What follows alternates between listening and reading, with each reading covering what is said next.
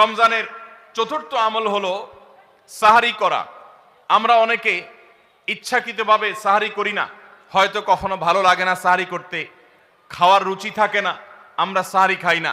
সাহারি খাওয়া ছাড়াও যদি কেউ রোজা রাখে, রোজা হয়ে যাবে, কিন্তু সাহারি খেলে আপনার খাদ্য গ্রহণ হবে, পাশাপাশি আপনি সওয়াবও লাভ করবেন।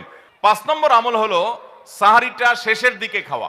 এখনো অনেক মুরব্বীরা আছেন গ্রামাঞ্চলে, তারা মাঝরাতে সাহারি খেয়ে ফেলেন, 12টা 1টার দিকে সাহারি খেয়ে ফেলেন।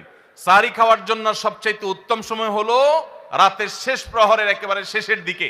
6 নম্বর আমল হলো রমজান উপলক্ষে ইফতার করা। ইফতার মানে নাস্তা খাওয়া। সারা বছর আমরা দিনের বেলায় শুরুতে নাস্তা খাই, কিন্তু এর কারণে কোনো সওয়াব আমাদের আমল নামায় লেখা হবে এমন কোনো কথা বলা হয় নাই।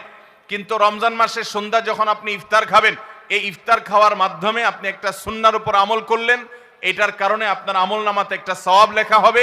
সওয়াবের আশা